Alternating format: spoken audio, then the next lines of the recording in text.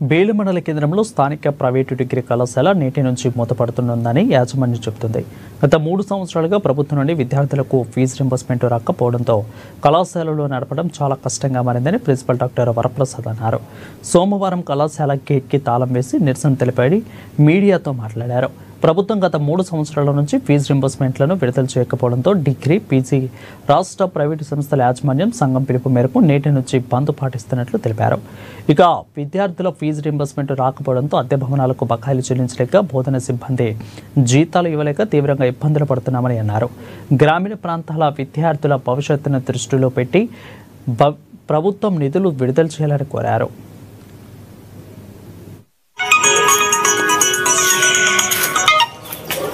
ఈరోజు నవంబర్ 3, 2025 రాష్ట్ర వ్యాప్తంగా Telangana private degree college management association మరియు పాతి తెలంగాణ రాష్ట్ర ఉన్నత విద్యా మండలి ప్రైవేటు విద్యా యజమానుల సంస్థ మొత్తం పిలుపు మేరకు ఈ రోజు నుండి మేము కళాశాలల నిరవధిక బంద్కు వెళ్తున్నాము. గత్యంతరం లేని పరిస్థితులలో మాత్రమే.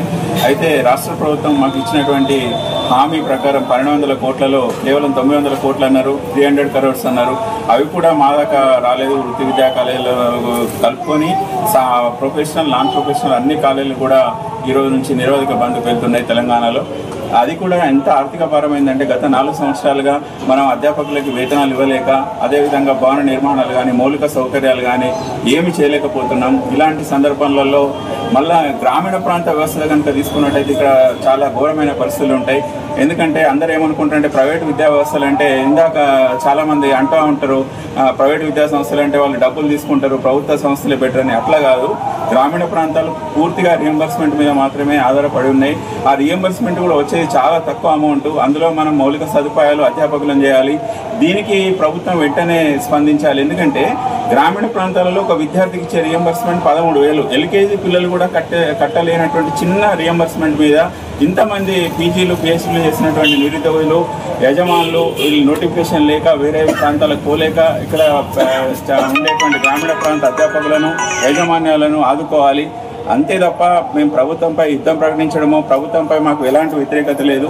దయచేసి రాష్ట్ర ముఖ్యమంత్రి గారు మా ఇందు దయతలిచి రియంబర్స్మెంట్ తొందరగా సకాలంలో కనీసము మనం 8,500 కోట్లలో కనీసం 300 కోట్లైనా కూడా మా వారికి వచ్చే విధంగా చూడాలని, గ్రామీణ ప్రాంత విద్యా వ్యవస్థలను ఆదుకోవాలని నేను కోరుకుంటా ఉన్నాను. నమస్కారం. మనకి తెలిసిన విషయమే, గత 3 సంవత్సరాలు, ఇప్పుడు 3 సంవత్సరాలు అనేది దాటిపోయింది. ఇప్పుడు 4వ సంవత్సరంలోకి మనం ఎంటర్ అయినాము. గత 4 సంవత్సరాలుగా మనకి ఫీ రియంబర్స్మెంట్ అనేది విడుదల కాక అధ్యాపక బృందం చాలా అంటే చాలా ఇబ్బందులు పడుతున్నాము. మనకు కనీసం వేతనాలు కూడా ఇవ్వలేని పరిస్థితిలో ప్రిన్సిపల్ సార్స్ వాళ్ళు ఉన్నారు. కాబట్టి దయచేసి ఈ మన ఫీ రియంబర్స్మెంట్ అనేది గవర్నమెంట్ విడుదల చేయవలసిందిగా కోరుకుంటున్నాం అధ్యాపకుల తరఫు నుంచి.